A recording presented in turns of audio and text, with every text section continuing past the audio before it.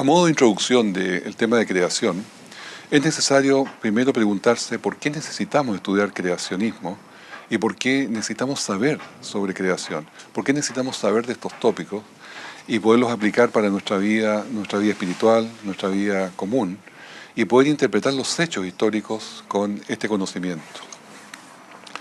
La Biblia nos dice en 1 de Pedro 3:15, estad siempre preparados para presentar defensa con mansedumbre y reverencia ante todo el que os demande razón de la esperanza que hay en vosotros. Debemos nosotros saber por qué estamos apoyando esta posición filosófica, esta posición bíblica. También en 2 Corintios 10:5 nos dice que debemos derribar argumentos y toda altivez que se levanta contra el conocimiento de Dios. Es nuestro deber poder también presentar estas verdades a los jóvenes, porque los jóvenes se preguntan qué viene después cuando ellos ya crecen, cuando ya salen de la influencia de sus padres. ¿Por qué, nos preguntamos, se va la juventud de la iglesia a nivel mundial?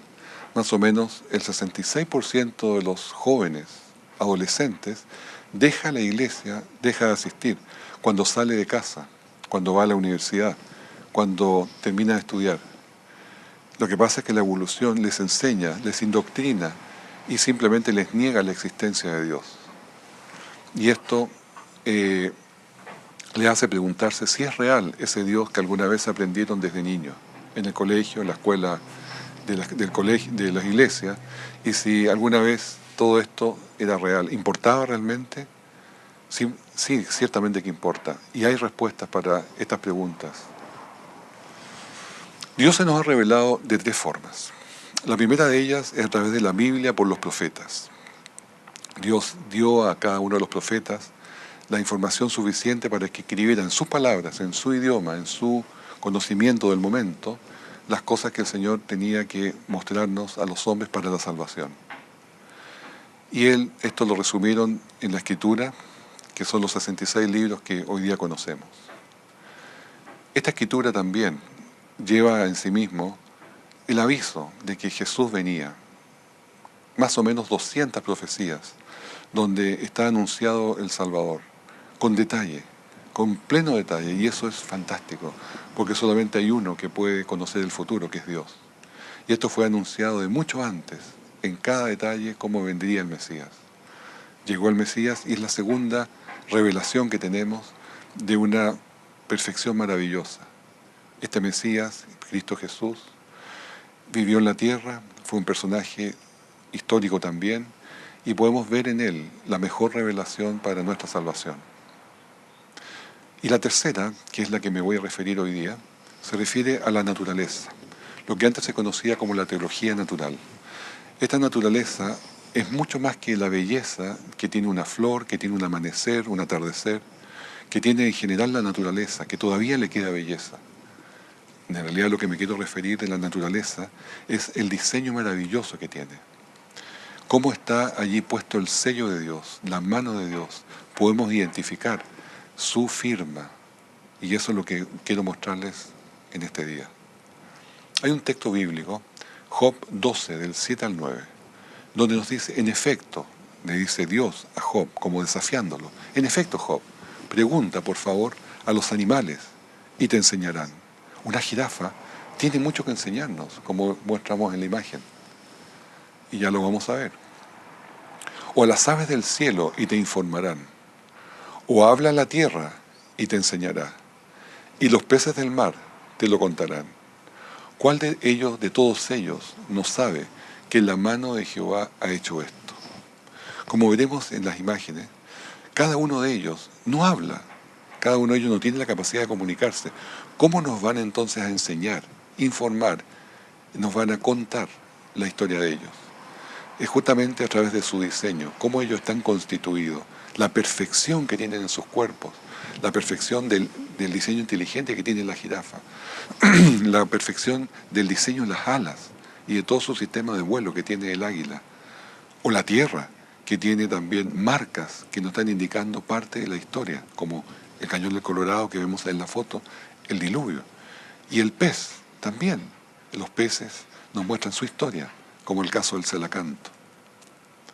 Durante los últimos 50 años, sin embargo, hemos estado siendo indoctrinados constantemente por la evolución. ¿Y ha dado algún resultado esta forma de enseñar, estas lecciones que se están recibiendo en todas partes? Sin duda que sí. Génesis 1 al 11 hoy día es considerado una fábula, un mito, una leyenda por muchas iglesias cristianas y, por cierto, por el mundo.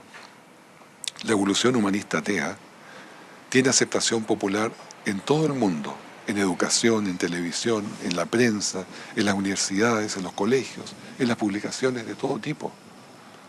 Y la evolución teísta, es decir, la mezcla de religión y evolución, donde Dios usaría la evolución para crear, también, y esta, déjeme decirle, es peor aún que la evolución atea, porque confunde las cosas y saca a Jesús de su posición, como lo voy a explicar inmediatamente.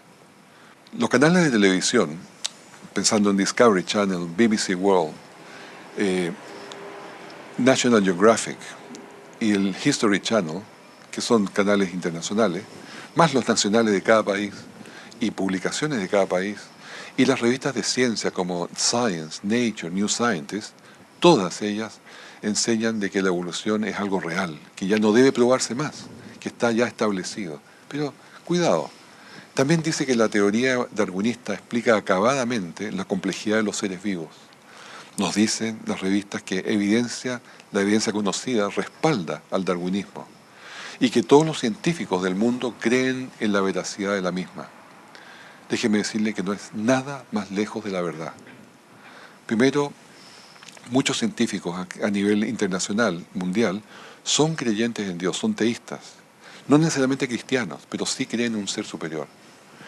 Y 850 científicos se organizaron para rechazar el darwinismo por escrito. Otro grupo de 1000 científicos han firmado un documento negando el respaldo al darwinismo. Entre ellos se incluyen científicos de las academias de ciencia de Estados Unidos, de Rusia, de Hungría, de Checoslovaquia. Y tienen todos doctorados en ciencias biológicas, físicas, químicas, matemáticas, medicina, computacionales, así también como perteneciendo a universidades prestigiosas como Oxford, Cambridge, Harvard, Yale, Princeton, Dartmouth, Chicago, Stanford, Mead, Berkeley, UCLA y otras más. Este documento que ha sido presentado está en la imagen y está en la primera página. Sin embargo, está seguido de muchas páginas más para completar esos 1000 científicos que ponen sus nombres, sus cargos y los lugares donde ellos se desempeñan.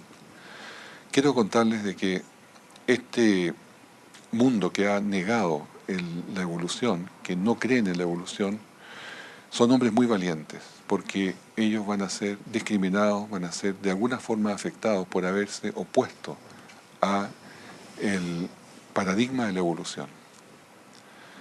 Hay un doctor, Frank Sindler, que es ateo, él es lingüista, y siendo ateo es académico bíblico, profesor bíblico, y también es humanista. Pero él dice que el golpe más grande que la biología le ha dado al cristianismo ha sido el descubrimiento de la evolución biológica. Ahora que sabemos que Adán y Eva, entre comillas, nunca fueron gente real, lo dice él, el mito central del cristianismo es destruido. ¿Por qué? Si nunca existió Adán y Eva, nunca hubo un pecado original. Si nunca hubo un pecado original, no hay necesidad de salvación. Y si no hay necesidad de salvación, no tenemos necesidad del Salvador. Con esto concluyo que el Cristo histórico, dice el señor Sindler, queda desempleado. Creo que la evolución es absolutamente un golpe de muerte para el cristianismo. Ciertamente tiene muchas características de eso. La evolución ha sido un gran enemigo del cristianismo. Pero por esta razón, porque la evolución atea, al decir que la sobrevivencia del más fuerte es lo que produce la muerte, porque el más débil muere ante el más fuerte, y esto ha sucedido por millones de años, no está implicando que Adán y Eva no existió. Por lo tanto, la muerte no es resultado del pecado de desobediencia de Adán y Eva. Si así es, significa que no existe el pecado y no somos culpables. ¿Vamos a ser culpables de qué si el pecado no existe? Si no fuéramos culpables, ¿para qué necesitamos un Salvador? Y finalmente, la muerte de Cristo no sería necesaria, y sin Cristo, ¿qué sentido tiene la religión? Se destruye simplemente el fundamento de la fe que es Cristo Jesús. Es exactamente lo que quiere el enemigo de las almas, destruir el centro de nuestra fe, Cristo Jesús. Richard Dawkins es un escritor activo y defensor ciertamente de la evolución. Y él dice en sus libros, y en este caso una entrevista en televisión, dice: creo que los cristianos evangélicos, que son los creacionistas, somos nosotros, están en lo correcto al ver la evolución como un enemigo. Hay sofisticados teólogos, que son evolucionistas teístas, que están felices aceptando la evolución porque ellos están en un error. Creo que los evangélicos, sigue diciendo Dawkins, están en lo correcto al decir que hay una profunda incompatibilidad entre la evolución y el cristianismo. Más todavía agrega, llama a los evolucionistas teístas tontos útiles o useful idiots, que destruyen su propia fe. Ahora, la diferencia que hay entre creación y evolución está en la creencia en Dios, no en la ciencia. Este no es un debate entre religión y ciencia, porque ambos se apoyan en evidencias que darán apoyo a uno o a otro lado de acuerdo al set o al conjunto de creencias y convicciones que tiene cada uno. Sin embargo, tiene que haber parte para lo sobrenatural, para la aceptación de lo sobrenatural. ¿Por qué? Porque hay cosas que no se pueden explicar y son grandes problemas para la evolución. Por ejemplo, el origen de la vida. No se puede explicar el origen de la vida de forma natural, en forma naturalista, en forma sin Dios, sin un ser superior, sin un diseñador inteligente. No se puede explicar. Segundo, la formación del ADN tampoco se puede explicar de forma naturalista, porque es demasiado complejo para que éste se haya creado solo. O la formación del universo, como ampliación de todos estos principios. En la formación del universo tiene que haber sido, como dice la Escritura, de una forma particular hecha por Dios, tanto a los soles como a las estrellas, como al sistema planetario nuestro, como a todo lo que existe. Dice que el Señor lo formó en el cuarto día. Pero, por supuesto, aquí tenemos en contraste el Big Bang. El Big Bang como que fuera una explosión que vino de la nada. O sea, todo se creó de la nada, que ya de por sí es absurdo. Segundo, de que la materia, de la energía se creó materia y antimateria. Podemos ver alguna materia, pero no vemos la antimateria. O de que un tremendo desorden, que es una explosión, se creó un tremendo orden, que es lo que se ve. Entonces todo tiene un contrasentido bastante grande. Hoy día hay muchos astrofísicos que están abandonando esta teoría de la evolución. Pero, en fin, es un gran problema que no se puede explicar sino en forma sobrenatural. Las leyes físicas, las constantes universales, el orden magnífico que hay en la naturaleza, tampoco se explica en forma naturalista, no se puede. Se necesita un diseñador inteligente, un cerebro que hizo todo este trabajo, que puso las cosas en orden, o que creó los nanomotores eléctricos. Dentro de nuestro cuerpo tenemos millones de motores eléctricos de gran perfección, que vamos a verlo un poco más adelante. Tenemos carteros o robots que andan caminando dentro de las células para llevar proteínas dentro del cerebro también. Y estos, que se llaman kinesinas, vamos a estudiarlos. Y por último, el diseño inteligente magnífico que hay dentro de los seres vivientes, que tuvo que haber sido puesto por un diseñador inteligente, porque ellos son de una complejidad irreducible, animales y plantas. Richard Dawkins dice también en su libro The God Delusion: yo ataco a Dios, a todos los dioses, toda y cualquier cosa sobrenatural, donde quiera y cuando sea que se invente ahora o en el futuro. Su posición es simplemente anti-Dios. Si encuentras a alguien también que dice no creer en la evolución, esa persona es ignorante, estúpida o tonta. Es decir, se pone en una posición arrogante que solamente la única posición verdadera es la de él. Pero desde luego que eso no es así. Eso es una forma de apocar, de poder disminuir a la otra persona. La evolución pues, efectivamente se protege vigorosamente de otras ideas que puedan haber. Porque hay que pertenecer para obtener fondos para investigar, para tener puestos importantes, para incluso recibir un premio Nobel, para publicar en revistas importantes, científicas, para enseñar en las universidades, para tener tiempo de observación en laboratorios. Para todo hay que pertenecer al paradigma. Si uno está fuera del paradigma, simplemente está al otro lado de la muralla de Berlín, donde no se puede criticar el paradigma. Esto se puede estudiar y ver en detalle en un documental que hizo Ben Stein y que se llama Expelled o Expulsado. Esto está en YouTube. Hay un prominente ateo que quiero destacarlo, que se convirtió. Se llama Anthony Flew, que es el pensador ateo más influyente del siglo XX. Él era el que debatía contra la creación a favor del evolucionismo el siglo pasado, pero anunció en el año 2004 que aceptó la existencia de Dios. ¿Y por qué dice que la aceptó? Dice que el ADN me ha mostrado, por la complejidad más increíble, los sistemas requeridos para producir vida, que una inteligencia tuvo que intervenir para que los elementos tan diversos se juntaran. En resumen, dice el señor Flew, mi descubrimiento de lo divino ha sido la peregrinación de la razón más que de la fe. Efectivamente, él llegó no por creer solamente, como podría ser la mayoría del pueblo cristiano, sino que la razón lo fue conduciendo a la conclusión de que tenía que existir un ser superior. Hay otro gran científico, se llama Alan Sandage. Él fue un astrónomo que continuó el trabajo de Edwin Hubble y es visto como el más grande cosmólogo en el mundo jamás.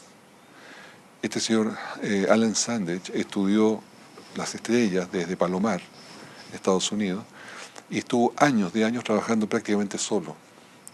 Y declaró que decidió ser un cristiano cuando cumplió 50 años, basado en décadas de investigación científica, que la creación del universo debió ser el resultado de, entre comillas, un evento sobrenatural, que no puede ser explicado por la física. La súbita aparición de la materia, espacio, tiempo y energía apunta a un creador inteligente. En resumen, el mundo es demasiado complicado, decía Alan Sandage, para ser explicado a través de la ciencia. Solo a través de lo sobrenatural se puede explicar el misterio de la existencia. Escribió también que muchos científicos son conducidos a la fe por sus propios trabajos. Es tan evidente que ellos pueden ver allí la mano de Dios, pero se niegan a abrirse porque lo propio es muy severo. La vergüenza, la presión de sus compañeros es demasiado duro para soportarlo. Partamos revisando el origen de la vida, este gran primer problema que la evolución no puede explicar en absoluto. ¿Qué es lo que dice la evolución para el origen de la vida? Que habría sido a través de una sopa primordial. Una sopa primordial que tendría todos los químicos necesarios para producir vida, los aminoácidos, y que tendría también un rayo, que es la energía que necesitaba para hacerlo. Pero, y por casualidad, por cierto, esto se materializó en un experimento llamado de Miller-Urey, en el cual se puso en un tubo de ensayo todos los materiales que se necesitaban, los elementos básicos como amonia, metano, agua, hidrógeno y falta de oxígeno, que era una parte del principio. Y se le puso una chispa que representa el rayo que tenía que caer. Y esto se hizo circular, sin embargo, por 10 años y jamás produjo vida, porque la vida es muchísimo más complejo que unos químicos circulando con energía. ¿Cómo se construye? Vamos a ver ahora cómo se construye la vida biológica, pero a modo de similitud les muestro cómo construimos una casa, que es lo más a mano para nosotros. Los elementos naturales de la construcción tenemos bloques, piedras, arena y algunos que ya tienen elaboración, como el cemento, el yeso, el fierro, las maderas, plásticos, vidrios, puertas, ventanas, aluminio, etcétera, etcétera. Todos estos, mientras estén como materiales, van a ser un montón de materiales que están ahí en un costado, de ladrillos o lo que sea. Pero esto, desde luego, no es una casa, es solamente materiales. Sin embargo, si yo quiero avanzar y hacer una casa, un edificio, yo necesito información, diseño, planos, una carta Gantt para que se organice. Es lo mismo que cuando quiero hacer un castillo de arena. Un castillo de arena no lo puedo formar si no tengo un plan de dónde poner sus ventanas, sus puertas, sus escalas, sus almenas. Y desde luego que no es el resultado de una ola que pasó por la arena y lo formó, porque necesita inteligencia para formarse. La construcción biológica es muy similar. La construcción biológica está basada en proteínas. Las proteínas son, a su vez, una formación de pequeños bloques que se llaman aminoácidos. Estos bloques van en una cadena larga, una cadena a través de una larga distancia de alrededor de 500 aminoácidos, o varios cientos de aminoácidos. Pero estos aminoácidos pueden ser solamente de 20 tipos. Existen más de 100 aminoácidos, pero solamente 20 son buenos para la vida. Y estos deben ser de tendencia de izquierda, porque pueden ser de izquierda o derecha. Pero esto tiene que ser de izquierda. Y tiene que tener las uniones peptídicas correctas. Sin embargo, también es indispensable de que estén en la secuencia correcta. O sea, uno tras otro de acuerdo a la fórmula de esa proteína que la da el ADN. Entonces, la posibilidad de que esto se forme por casualidad es 1 dividido por 10 elevado a 950. Un 1 partido por un 1 seguido de todos los ceros que se ven en la pantalla. La posibilidad de esa es 0. Estadísticamente es 0. Ni una posibilidad que una sola proteína se forme por sí sola por casualidad. La célula más simple que existe y se conoce es el Mycoplasma genitalium parasitarium. Ahí la tenemos en imagen. Y esta requiere un mínimo de 387 proteínas que tienen que estar aliadas, más 43 genes de RNA.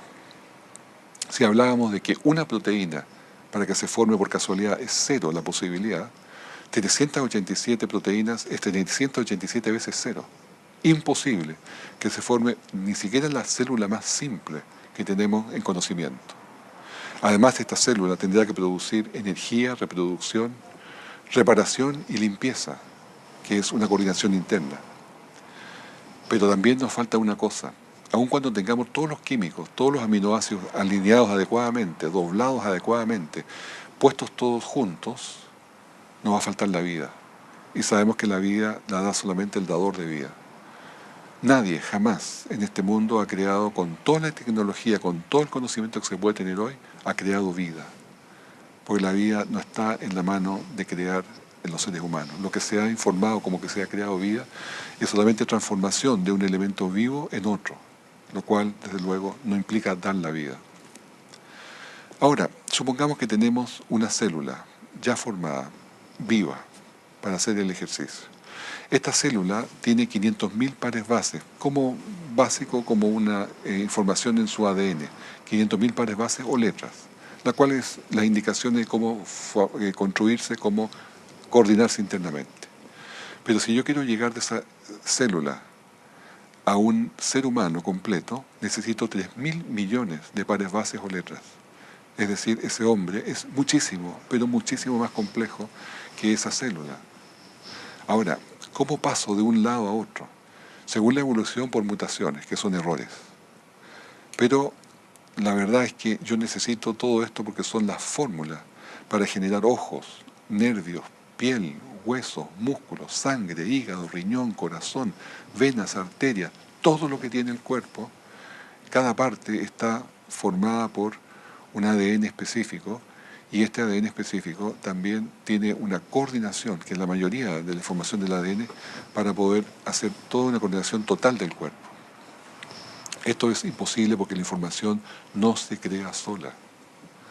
Además, cada célula se especializa y toma un rol, dejando atrás otras habilidades que tiene la célula. Por lo tanto, esto es imposible siquiera de pensarlo, sin una mente que organice y que cree todas estas funciones y coordine todas estas funciones. En el cuadro podemos ver ahora una cadena de aminoácidos que está montándose en el ribosoma, que es más o menos la cadena que sigue habitualmente la construcción de proteínas. En la parte de abajo podemos ver dónde están los aminoácidos que van uno tras de otro Y estos aminoácidos, cuando ya están todos completos, entran en una máquina dobladora, que es lo que hablaba recién, el doblar la proteína, que tiene que estar en una posición exacta. La máquina dobladora lo dobla, se abre la tapa y después he llevado esta proteína al lugar donde tiene que ser usada.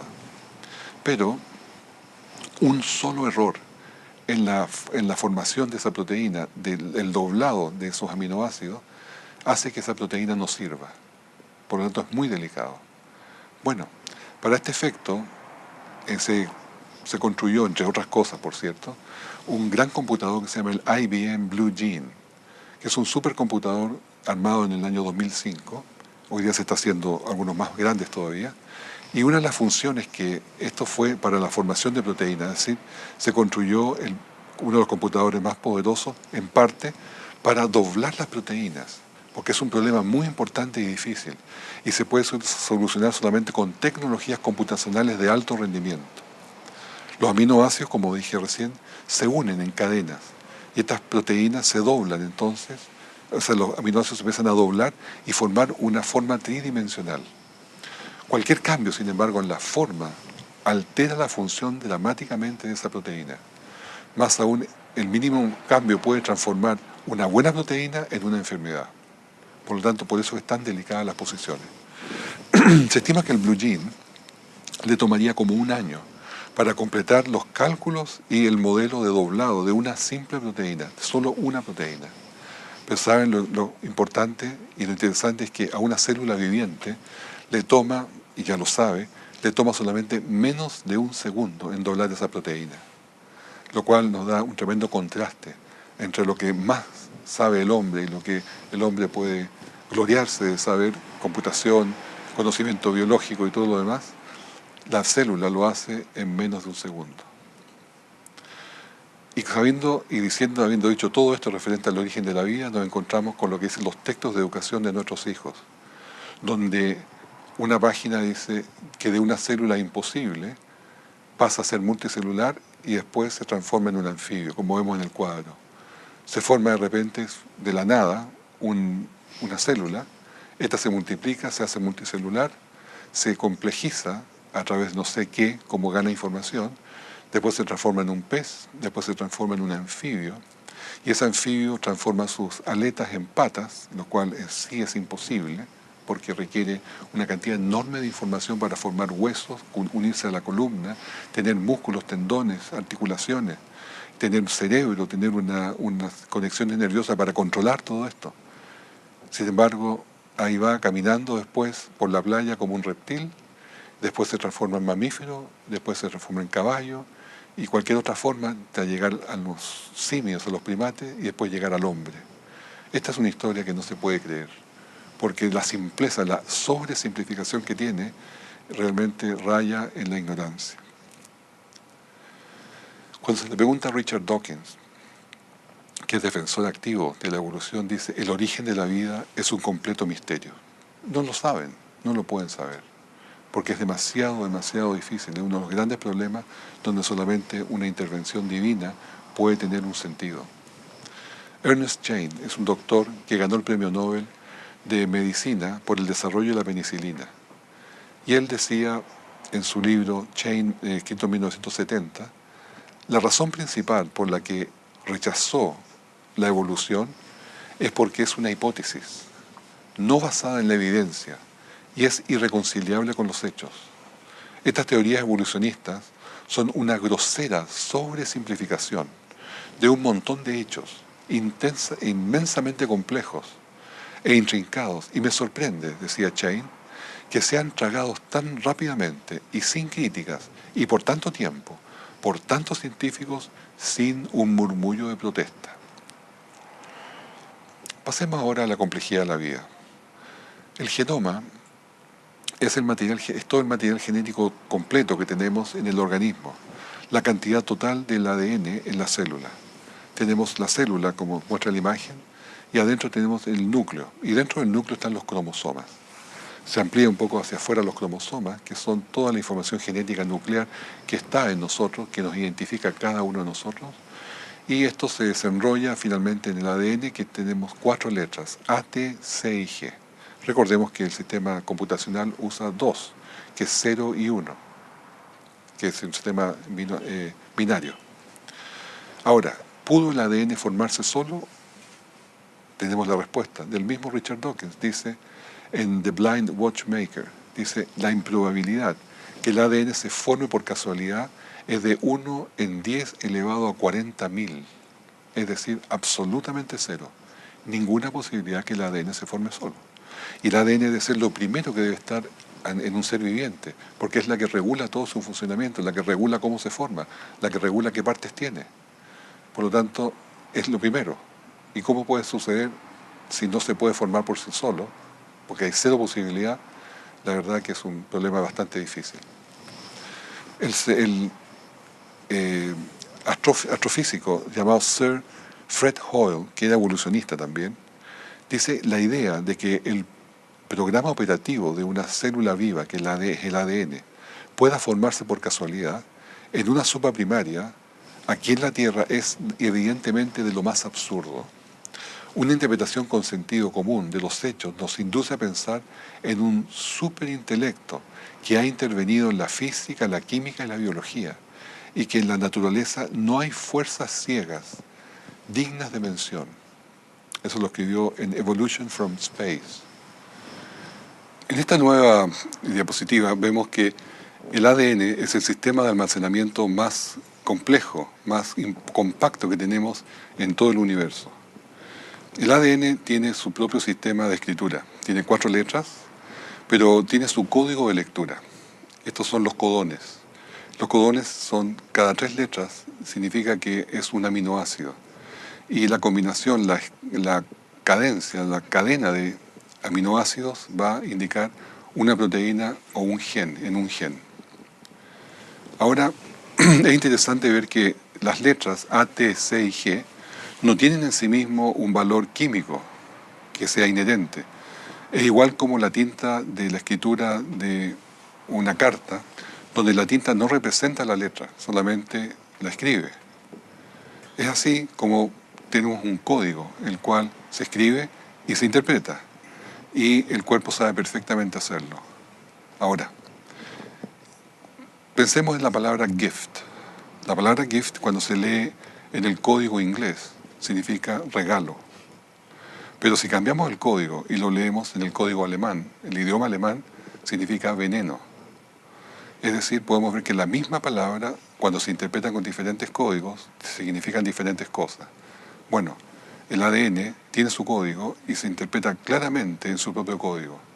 Son verdaderas enciclopedias, más o menos 1000 enciclopedias que están escritas dentro de nuestro ADN para poder definir exactamente cómo somos, cómo nos construimos, cómo nos coordinamos internamente nosotros. Esto es, sin duda, la demostración fantástica de un diseñador inteligente. Pero, en contraste, tenemos un radiotelescopio. Les voy a hacer un ejemplo. Tenemos el radiotelescopio de Arecibo. Este radiotelescopio fue designado en el proyecto SETI, entre otras cosas. Y fue para buscar inteligencia en el universo. Y operó desde 1960 en Puerto Rico, recibiendo señales del universo, identificándolas si eran señales inteligentes o no. Muchas señales se han recibido y todas estas señales han sido clasificadas como no inteligentes porque son de procesos electromagnéticos del universo, que llegan las señales acá repetitivas o de un evento que ha pasado ahí. Pero nunca, jamás, se recibió una señal inteligente de un mensaje. El punto es que los científicos saben perfectamente identificar las señales inteligentes que vienen del cielo. Sin embargo, no quieren reconocer la escritura inteligente que tiene el ADN, que son volúmenes y volúmenes o bibliotecas completas de información. El ADN también tiene un sistema de reparación, de autorreparación, que se llama DNA glicosilases. Y este sistema es una máquina que va rotando por el ADN y va detectando cuando hay alquilaciones, cuando hay cambios, cuando hay duplicaciones o cualquier otro tipo de falla dentro del ADN. Se detiene en el lugar, la saca, la mete en un bolsillo y la destruye. Y después otra máquina lo reemplaza. Desde luego el ADN está sujeto a mutaciones, a errores, por alquilación, por radiación también, por ataques químicos. Así que lo interesante de esta máquina reparadora es que las instrucciones para montar esta máquina de reparación están codificadas en la misma molécula que se está reparando.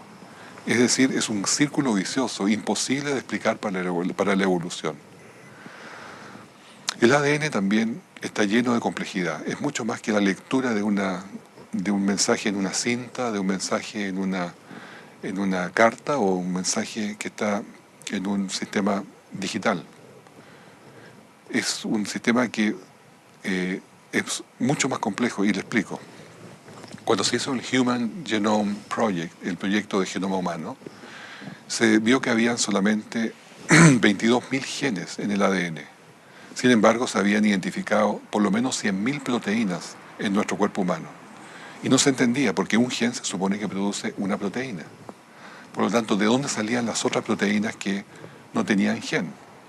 Bueno, se descubrió que cuando se lee el ADN, se leen los codones, es vital desde qué letra se comienza.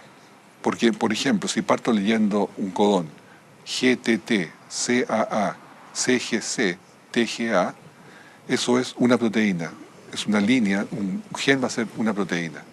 Pero si yo parto desde la segunda letra, TTC, AAC, GCT, GAA, va a ser otra proteína. Es decir, están como superpuestas. Sin embargo, si sigo leyendo y leo ahora al revés, será otra proteína diferente. Y así justamente es como se inscriben diferentes proteínas en un ADN que pareciera que tenía solamente 22.000 genes. O sea, un sistema no inteligente, sino que súper inteligente. También se descubrió hace no mucho tiempo atrás de que existe un código epigenético. Este código epigenético tiene el control del ADN, es como el ADN es la base de datos y el sistema epigenético es el que controla, igual que un titiritero, controla sus títeres a través de señales. Y estos mecanismos epigenéticos se ha descubierto que se desarrollan en el útero de la madre, en la juventud también, y son sujetos a ataques químicos. También por las drogas y los farmacéuticos esta se puede alterar, por la edad y por la dieta. Se puede heredar de los padres, de los abuelos, y se puede ir modificando durante la vida. Y este código epigenético es el que manda finalmente el ADN.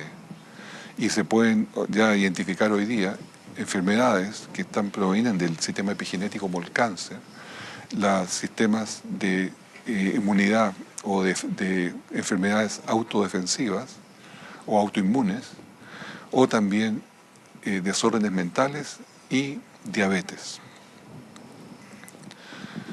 El genoma humano, que en un momento se dijo que era 99% igual al del chimpancé, después 96%, y hoy día se sabe que el genoma humano no es más que el 81% similar o alineado con el del chimpancé. Esto es muy relevante, porque en un momento se pensaba que esa era la demostración de que el chimpancé y el ser humano venían del mismo origen. Sin embargo, el ADN humano tiene 3.000 millones de pares bases, equivalente a la formación de 1.000 enciclopedias. Y el 4% de diferencia que se decía en ese tiempo, hoy día ya es casi el 20%, suma una cantidad enorme de información, que justamente allí está toda la diferencia.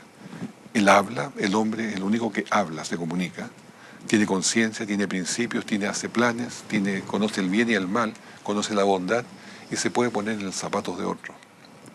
Pero veamos las similitudes. ¿Por qué son similares? Veamos el hombre y el mono, ambos tienen cabeza, tienen pelos, tienen ojos, tienen lengua, dientes, orejas, narices. Y como forma podemos decir hay algunas similitudes. Lo mismo que la hay en un auto Beetle, como está abajo el amarillo, con un Porsche. Ambos son hechos por la misma fábrica. En Alemania, ambos usan los mismos metales, los mismos vidrios. Sin embargo, nadie podría decir que un Volkswagen Beetle es lo mismo que un Porsche. Son simplemente diferentes productos del mismo diseñador de la misma fábrica. Lo mismo sucede con el hombre y el chimpancé. Son productos del mismo diseñador y de ese diseñador que puso elementos similares en ambos, pero no son lo mismo. De hecho, el banano y el hombre comparten también más del 50% del genoma, en realidad hasta un 72% del genoma. Y esto no significa que somos medios bananas. ¿Por qué somos similares en el sentido bioquímico al banana? Porque es necesario para comerlo. Si todo animal y planta fuera en esta tierra diferente bioquímicamente, no podríamos alimentarnos unos de otros. No podríamos usar los aminoácidos, los azúcares, la grasa del alimento que estamos consumiendo. Sería como comer piedras y arena. Por lo tanto, la similitud bioquímica es necesaria para tener comida. Por eso que somos similares bioquímicamente en el genoma al plátano, a las verduras o a los animales que se consumen. Les presento ahora un asunto muy interesante sobre la célula. La célula está compuesta en su interior por el núcleo y dentro del núcleo están los cromosomas, donde está todo el ADN nuclear. Ese ADN nuclear es la información personal de cada uno de nosotros, la cual es diferente en cada persona, porque cada persona tiene diferentes características. Sin embargo, existen otros organelos que se llaman la mitocondria. Las mitocondrias son las células, o sea, son las partes como las partes de energía, las encargadas de dar energía al cuerpo, porque están ahí adentro en los motores de síntesis de ATP. Pero también se descubrió que dentro de la mitocondria teníamos el ADN mitocondrial, que es diferente al ADN nuclear. Pero este ADN mitocondrial también se supo, se descubrió hace 22 años ya, por la evolución, de que provenía solamente de la madre, porque se heredaba a través del óvulo. Es decir, las madres solamente transmiten el ADN mitocondrial. Pero lo más interesante es que se vino a saber de que el ADN mitocondrial es idéntico entre todos los seres humanos vivos. Es decir, esto nos confirma de que todos los seres humanos vivos provienen de una misma madre. Yo recibí mi ADN mitocondrial de mi madre, de mi abuela, y así para arriba. Ustedes lo mismo, pero llegamos a un punto de cruce, donde ese ADN mitocondrial partió y repartió esa información idéntica a todos los seres humanos vivos. Por eso que se puede decir con toda claridad de que la humanidad es una sola raza, porque todos tenemos y compartimos el mismo ADN mitocondrial, que por lo demás no varía, no se mezcla, como lo pueden ser todo el resto del ADN que se va mezclando. Porque este ADN mitocondrial a lo más sufre mutaciones, que por lo demás son muy útiles para ver las emigraciones de los pueblos. Ahora, la evolución que descubrió esto dijo que efectivamente era así, que venía todo y coincidían todos en un mismo ADN mitocondrial, pero que le asignó que era una mona que había vivido y salido de África hacía 200.000 años. De este lugar, por ahí, por el sector de Kenia, Somalia y Etiopía. Y esa sería nuestra abuelita de la imagen. Pero poco tiempo después se siguió investigando y 10 años después de este descubrimiento se vino a saber de que las mutaciones que tenía el ADN mitocondrial era 20 veces más rápido del que se pensaba por un problema de radicales, por lo que hacía que la ADN mitocondrial fuera consistente realmente con una edad de 7.500 años, lo cual, por cierto, es muy alineado con lo que la escritura nos menciona. También se supo y se investigó que el cromosoma Y, que es esa parte que tenemos los hombres exclusivo de la formación del sexo, en el cromosoma 23 tenemos XY los hombres y XX las mujeres. El cromosoma Y, por lo tanto, es exclusivo de los hombres, nunca se mezcla. Y es idéntico al padre, al abuelo, y así en la línea paternal hacia arriba. Pero lo interesante es que un estudio hecho en 1995, hecho a 38 hombres de diferentes razas étnicas, en el mundo confirmó que todos veníamos de un mismo hombre, Adán, porque todos teníamos exactamente el mismo cromosoma Y. El cromosoma Y también, igual que el ADN mitocondrial, sufre algunas variaciones menores debido a las mutaciones, pero como digo, son totalmente menores. Sin duda, dijo un genetista llamado Luca Cavalli Sforza, jefe del laboratorio Underhill, que esto es un descubrimiento mayor.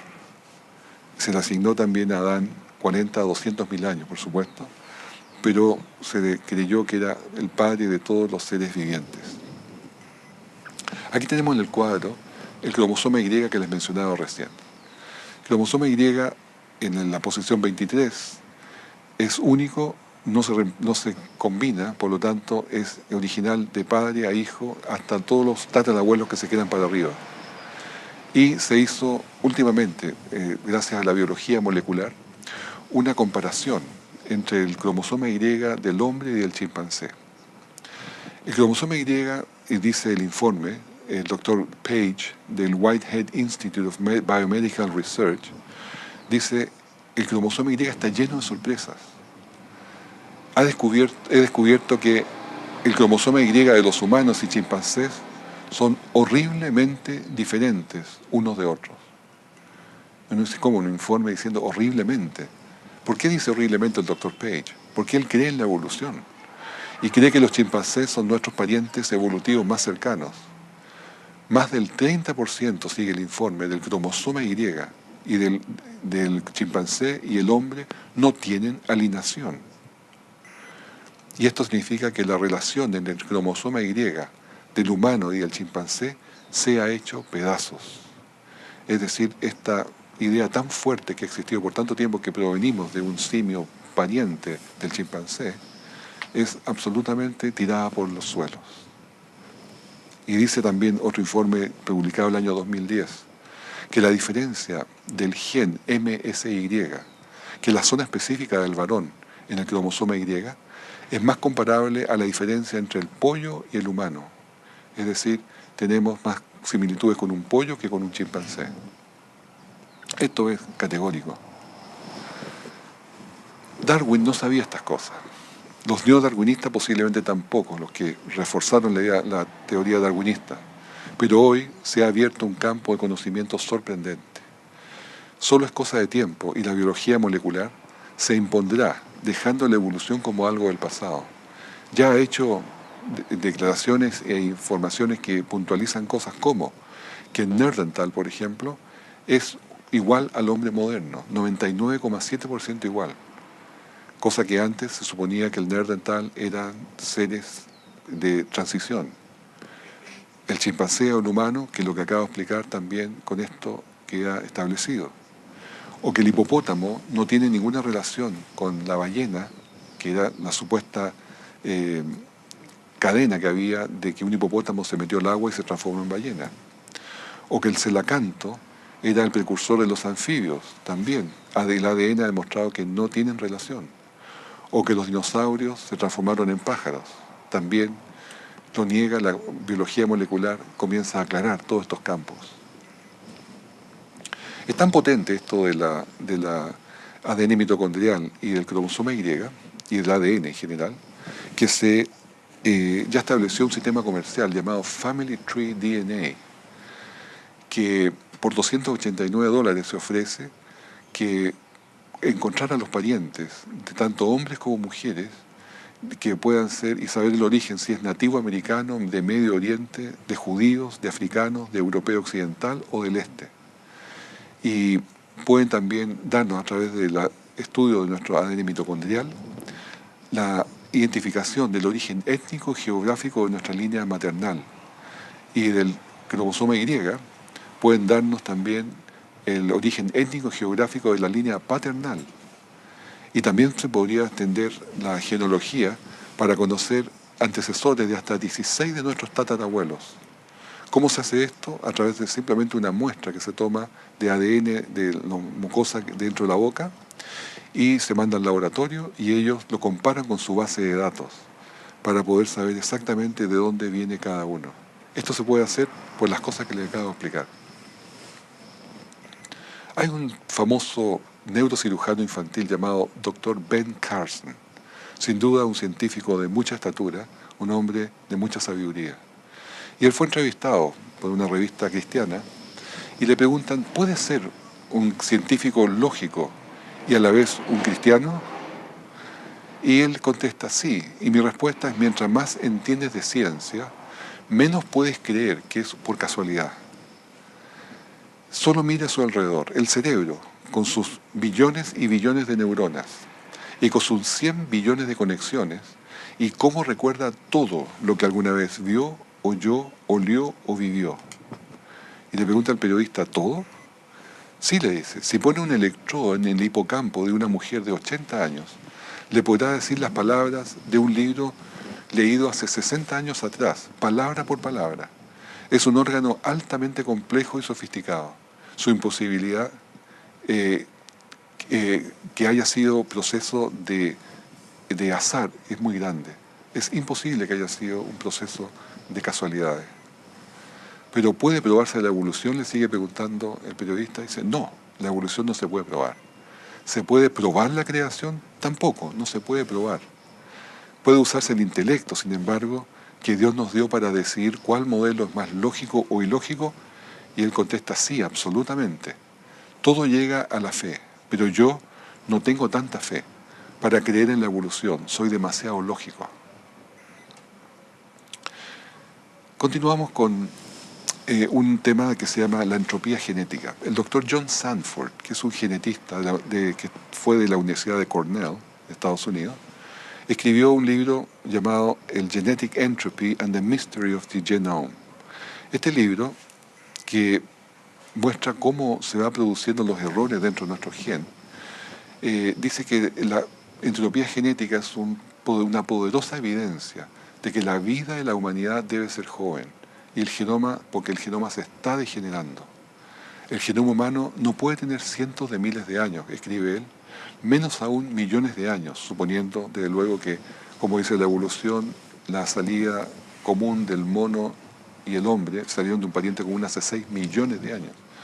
Pero él dice que la entropía genética es probablemente el mecanismo fundamental para explicar el proceso de extinción por la acumulación de mutaciones.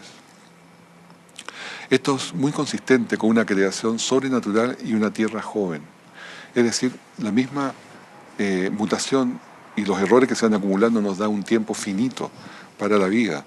No puede ser eterna, simplemente tiene que tener un límite. Usando un sistema numérico de simulación computacional, se calculó que la humanidad podría alcanzar solamente a 268 generaciones. Una generación va entre 35 y 50 años, por lo tanto, no estamos hablando de un periodo muy largo, 10.000, tal vez 20.000 años, si aceptamos mucho más, que ni se compara siquiera con la edad de 6 millones de años que tendría que haber pasado desde que salió del mono hasta ser hombre, según la evolución, lo cual niega simplemente la posibilidad que así haya sido. Hebreos 1:11 nos dice que el mundo se envejecerá como una vestidura. Y es lo que está pasando, es la segunda ley de la termodinámica. Todo se envejece, todo pierde orden. Y por lo tanto no es ni siquiera pensable que hay un camino ascendente, como muestra la imagen, de que el mono va ganando información, va ganando inteligencia, va ganando paladar y todo lo que significa ser un hombre, en los mecanismos de habla, para llegar finalmente a ser un ser humano. Eso es imposible.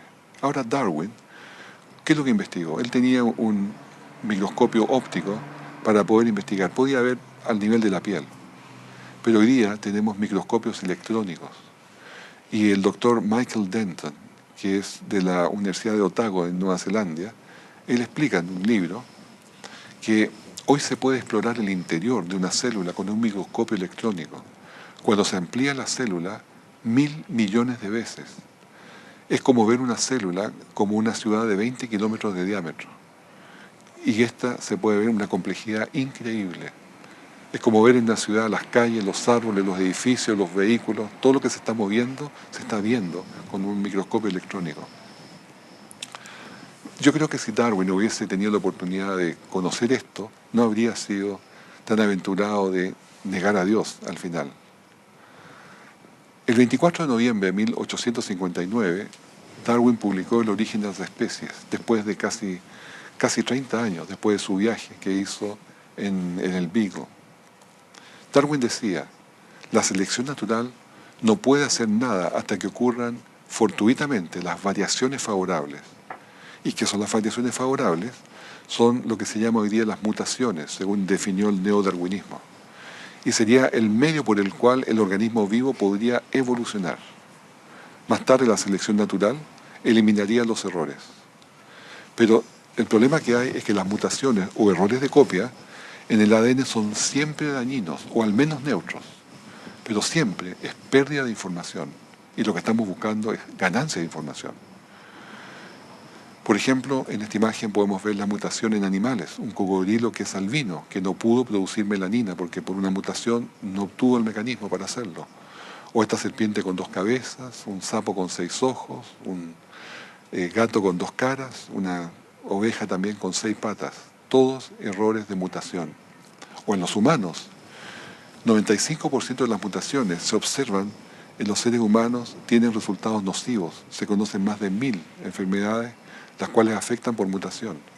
Entre ellas, el síndrome de Down, en los niños albinos, las personas albinas, el síndrome de Hutchinson-Gilford o progeria, el gigantismo y el enanismo, el labio leporino, las manos con 6 dedos, la fibrosis quística, que basta un codón fuera del lugar para que suceda eso, hemofilia, distrofia muscular, daltonismo.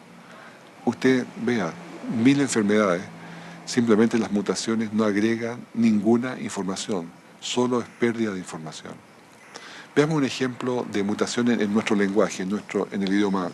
Usemos el inglés para hacerlo más fácil. Se deben leer en codones las letras, cada 3 letras, y ahí tenemos the cat and the hat, que es claramente el gato y el sombrero. Cuando sacamos la letra C por mutación, luego el mensaje se va a leer de ata nt hej at, que simplemente no se entiende y no se formaría ninguna proteína. Ese es el alcance de una mutación. Como decía, a lo más es neutra, pero normalmente es perjudicial. En el Museo de Historia Natural de Melbourne, la ciudad donde yo vivo, hay un museo una sección que se dedica solamente a la galería de la evolución.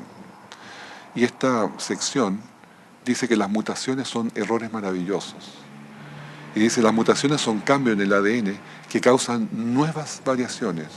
Los errores se cometen cuando el ADN es copiado. Sí, pero no son errores maravillosos como hemos visto. Grandes científicos como el doctor Pierre Grasse de la Universidad de la Sorbonne, conocido de hecho como el más grande científico de Francia, escribió, no importa lo numerosas que sean las mutaciones, no producen ningún tipo de evolución. También dijo, no es verdad que las bacterias evolucionan rápidamente por las numerosas mutaciones. Variar y evolucionar son 2 cosas diferentes. Todos admiten que hay cambio, pero nunca de una criatura simple a una compleja, nunca. O también el doctor Michael Pittman, antiguo profesor de química de Cambridge y científico jefe de Australia entre 1992 y 1996. Confesó que las mutaciones son el precursor para los defectos, deformidades, enfermedad y muerte. Nunca crean. Resumiendo, la adaptación y la evolución. La adaptación o microevolución es aceptable, sucede en la naturaleza. Son pequeños cambios que suceden dentro de una especie, de coloración, altura, pelaje. Esto es perfectamente aceptable como parte de la creación. Pero la macroevolución, que es la formación de nuevas especies, nunca sucede. Es decir, que una especie pase a otra, como de un gato pasar a un perro, o de un caballo pasar a un elefante, o así, que se crucen las especies. Eso jamás sucede. Las adaptaciones son siempre dentro de la especie. Como por ejemplo, veamos el caso de los perros. Se llama adaptación o especiación en este caso, que, repito, no es evolución, porque nunca se gana información, solamente se pierde. Veamos el zorro del Ártico, por ejemplo, que tiene un tremendo pelaje para poder soportar el frío, el perro salvaje africano, el lobo salvaje, el dingo australiano, el coyote o el canis familiaris, que tienen un tamaño muy grande allí y otro muy pequeño que es el gran danés y el chihuahua. Todos son perros. Todos ellos tienen diferentes pelajes, orejas, tamaños, lo que ustedes quieran, dientes, todo varía, pero dentro de una misma especie, perros. No hay ninguna información nueva, solo se recombina. Es como igual que el piano.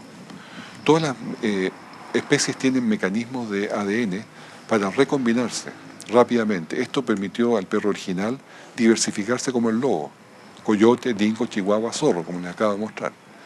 Igual que un piano, puede dar muchos tonos. Las notas ya están allí, están puestas, las teclas están allí, desde que se fabricó el piano. En los animales, desde que Dios les instaló su ADN, está allí.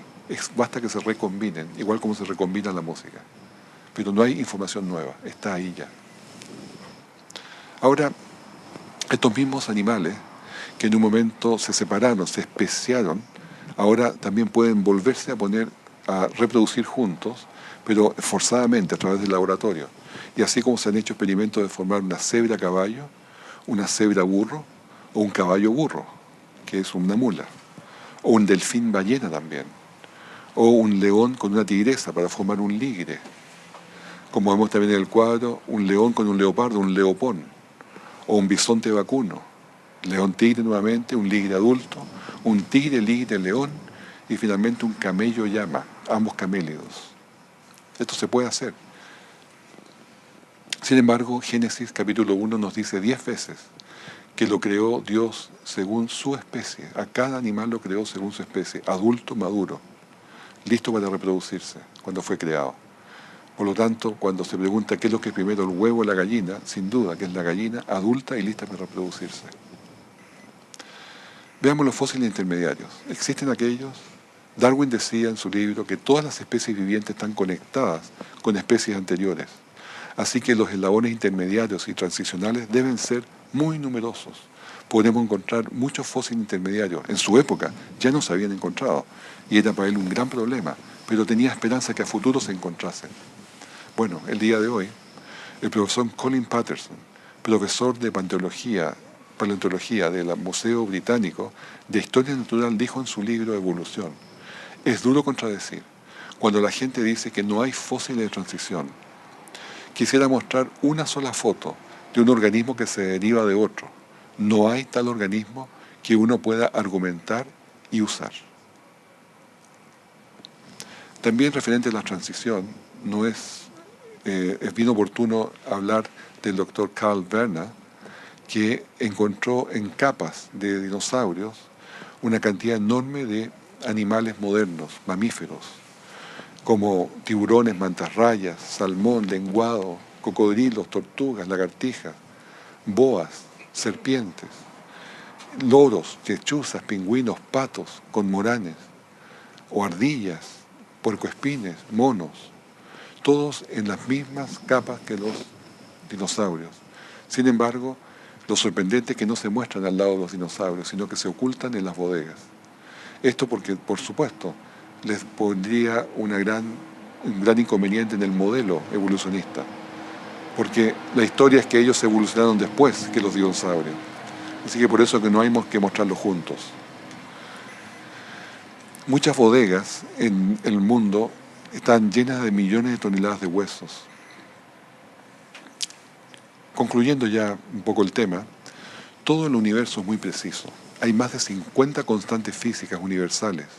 Se ve su intencionalidad en su diseño cuando vemos la constante de Boltzmann, la constante de Planck, la velocidad de la luz o la constante gravitacional. Todas ellas son precisas porque están determinadas por alguien que diseñó esta forma de comportarse el universo. No es caos, no es desorden, no es cualquier cosa. Hay un orden perfecto.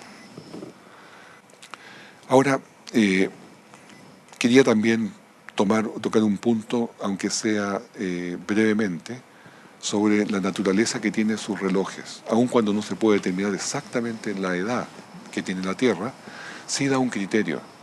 Y esto se puede ver en los soles, en las galaxias, en los radioisótopos, en el carbono 14, en la salinidad de la Tierra, en los árboles, en las mutaciones de los genes, en los desgastes de los continentes, en el magnetismo terrestre, en la posición de la Luna, en la cantidad de población que hay en la Tierra, los sedimentos en el fondo del mar, el registro escrito de la historia, la agricultura. Hay muchos indicadores que nos dicen de que la Tierra es joven. Y en particular quería decir sobre el ADN, el cual tiene a lo más una existencia de 10.000 años, cuando está seco y sin humedad y sin humedad y además con poca temperatura. Más de eso no puede durar porque se destruye. Y es pertinente en este momento hablar del caso de un tiranosaurio rex, el cual fue descubierto y en el interior de su hueso fémur tenía vasos sanguíneos, tenía glóbulos rojos, tenía también tejidos biológicos como células, proteínas, hemoglobina, colágeno, y esto sorprendió a todos. La doctora Anne Schweitzer tuvo muchos problemas al haber descubierto esto, pero son muchos más ejemplos, no solamente este, hay muchos otros ejemplos que se ha descubierto lo mismo, de animales que supuestamente tenían 70 millones de años extinguidos, están todavía con tejidos que son biológicamente reconocibles.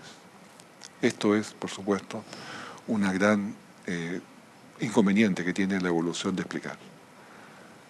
La petrificación sucede en forma muy corta. 1 año para un saco de harina, 100 años para una fuente Taipei Fountain en Wyoming, o 50 años para un sombrero minero que está en un museo de Tasmania.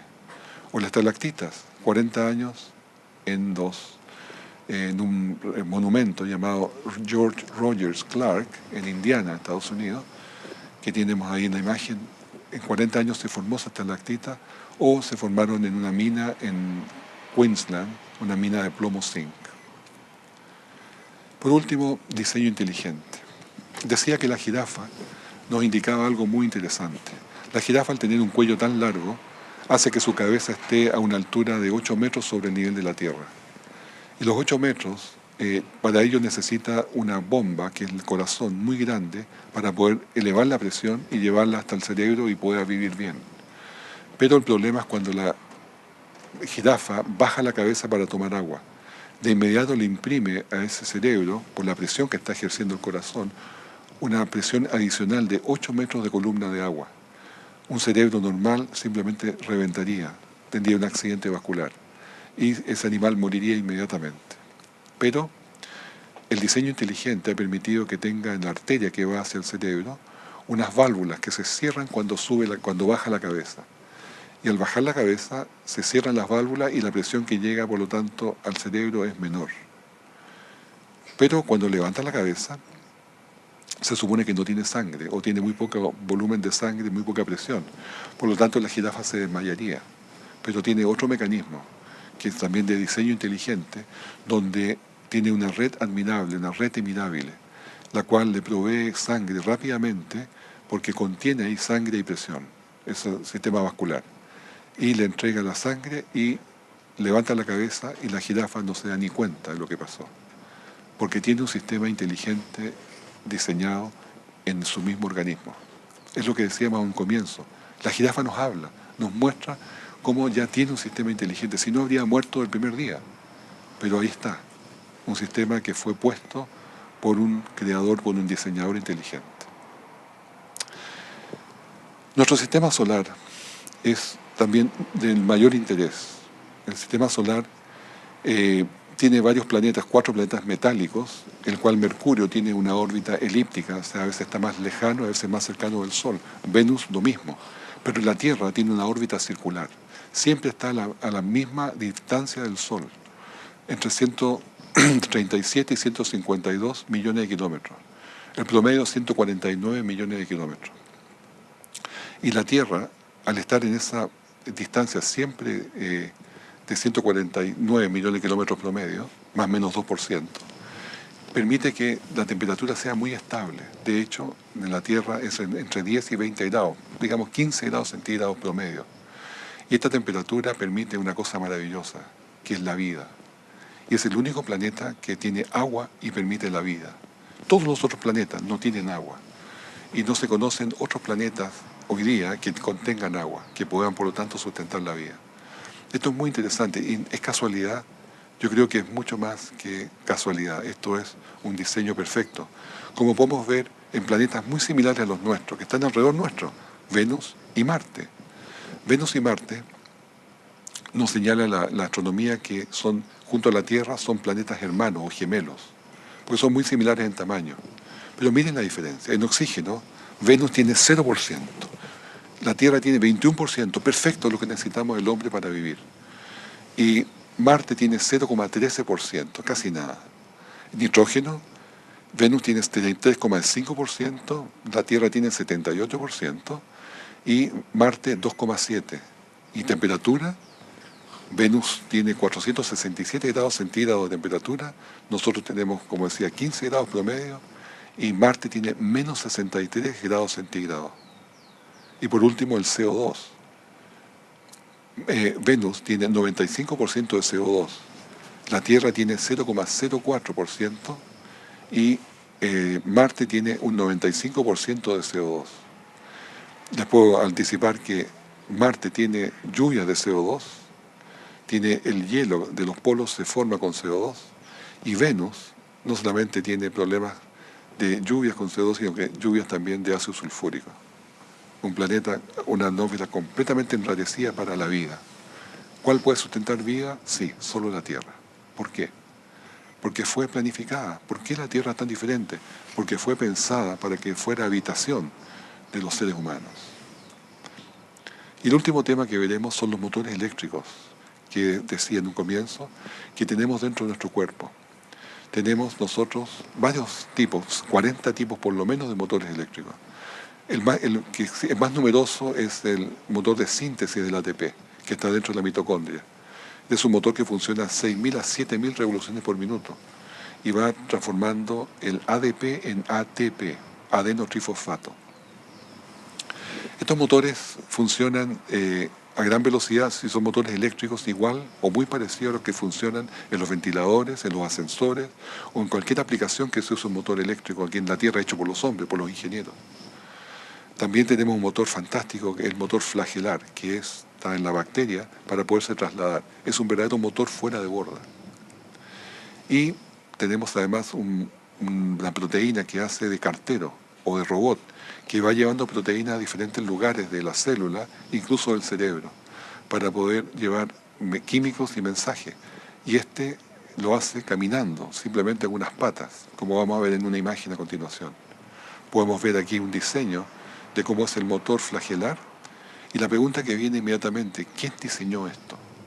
¿Qué ingeniero lo diseñó? Esto es muy pequeño, es a nivel molecular, es tremendamente pequeño, pero ahí está, existe, es completamente identificado, se sabe perfectamente las partes que tiene, que está formado por 40 proteínas, por ejemplo, que están todas codificadas en el ADN. ¿Quién diseñó esto? Justamente aquí vemos la mano de un creador, de un diseñador inteligente. También una foto del motor flagelar con un microscopio electrónico, el embriague que tiene este motor para poder conectar y desconectar la hélice. Y podemos ver ahora una película donde vemos al Cherichacoli, que es el que tiene estos motores de fuera de borda funcionando, 3 motores en su cola que lo hacen funcionar a 100 kilómetros por hora, a 100.000 revoluciones por minuto cada motor, como vemos en la imagen. También la quinesina, para finalizar este es el último cuadro, ya que veremos, puede transportar los químicos dentro del cuerpo. Como vemos en la película, va llevando en su espalda una enorme bolsa de químicos que tiene una dirección, sabe dónde tiene que llevarla, porque le ha sido indicado por el aparato de Golgi dónde tiene que ir. Y la lleva por estos microtúbulos que son carreteras internas en las células, las cuales se van formando y desarmando en la medida de la necesidad. Pero cuando se cruzan y se topan, tienen señales de tránsito para ver cuál pasa primero y cuál después. O cuando las quinesinas tienen una carga muy pesada, la llevan entre dos. O cuando el camino es muy largo, hacen postas y se van turnando. Y cuando llegan al final, todos en una estación final, son recogidas por un bus y llevadas de vuelta hasta el punto inicial. Todo esto de una tremenda coordinación, de una maravilla que se está conociendo hace muy poco. Y todo esto ciertamente nos habla de un diseñador inteligente. Quiero mostrarles solamente lo que dice Richard Dawkins de todo esto. Dice que puede aceptar el diseño inteligente como una explicación del origen de la vida. Si esto significa que extraterrestres trajeron la vida a la Tierra, pero no podría aceptar ninguna posibilidad que Dios tuviera un rol en este diseño. Y aquí queda claramente expuesto que no es la evidencia el problema es la creencia en Dios, la aceptación de Dios. Y la aceptación de Dios ciertamente requiere fe. Y gracias por la fe, porque la fe la da Dios mismo para creer en Él. Termino con Apocalipsis 14:6. El mensaje del primer ángel, para la tierra en el último tiempo. Dice, vi volar otro ángel con el Evangelio eterno, para predicarlo a toda nación, tribu y lengua y pueblo, diciendo a gran voz, temed a Dios y dadle gloria, y adorad a aquel que hizo el cielo, la tierra, el mar y la fuente de las aguas, que es el Creador. Debemos en el último tiempo, como el primer mensaje, volver a reconocer al Creador como nuestro Creador, a Dios como el que hizo todas las cosas, y además nos preparó el camino para la salvación.